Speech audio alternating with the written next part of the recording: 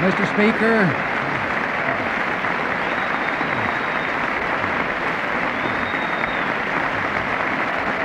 thank you.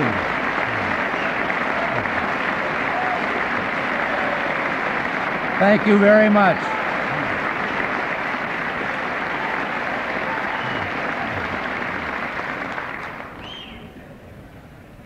Mr. Speaker, Mr. President, distinguished members of the Congress, honored guests, and fellow citizens.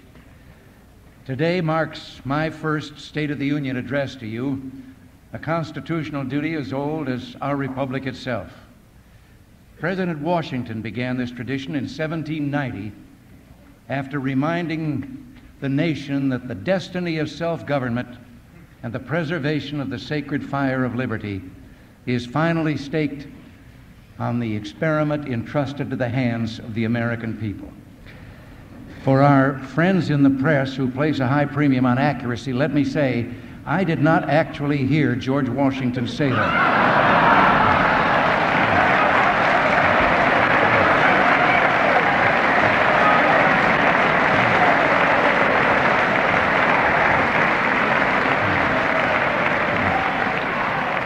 But it is a matter of historic record. But from this podium, Winston Churchill asked the free world to stand together against the onslaught of aggression. Franklin Delano Roosevelt spoke of a day of infamy and summoned a nation to arms. Douglas MacArthur made an unforgettable farewell to a country he'd loved and served so well. Dwight Eisenhower reminded us that peace was purchased only at the price of strength. And John F. Kennedy spoke of the burden and glory that is freedom. When I visited this chamber last year as a newcomer to Washington, critical of past policies which I believe had failed, I proposed a new spirit of partnership between this Congress and this administration, and between Washington and our state and local governments. In forging this new partnership for America, we could achieve the oldest hopes of our republic: prosperity for our nation, peace for the world, and the blessings of individual liberty for our children and someday for all of humanity. It's my duty to report to you tonight on the progress that we have made in our relations with other nations, on the foundation we've carefully laid for our economic recovery, and finally on a bold and spirited initiative that I believe can change the face of American government and make it again the servant of the people. Seldom have the stakes been higher for America. What we do and say here will make all the difference to auto workers in Detroit, lumberjacks in the Northwest, steel workers in Steubenville who are in the unemployment lines, to black teenagers in Newark and Chicago, to hard-pressed farmers and small businessmen, and to millions of everyday Americans who harbor the simple wish of a safe and financially secure future for their children. To understand the State of the Union, we must look not only at where we are and where we're going, but where we've been. The situation at this time last year was truly ominous. The last decade has seen a series of recessions. There was a recession in 1970, in 1974, and again in the spring of 1980. Each time, unemployment increased and inflation soon turned up again.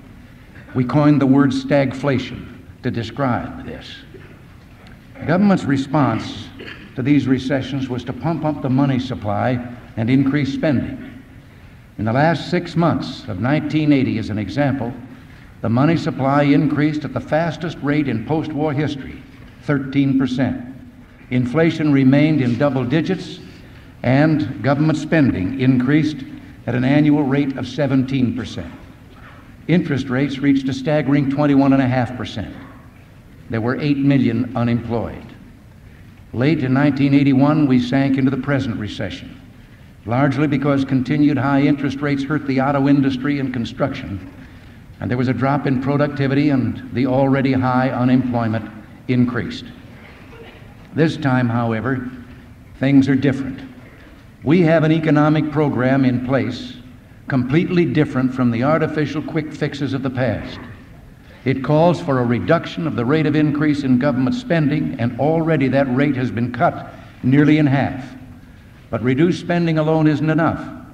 We've just implemented the first and smallest phase of a 3-year tax rate reduction designed to stimulate the economy and create jobs. Already, interest rates are down to 15.75%, but they must still go lower.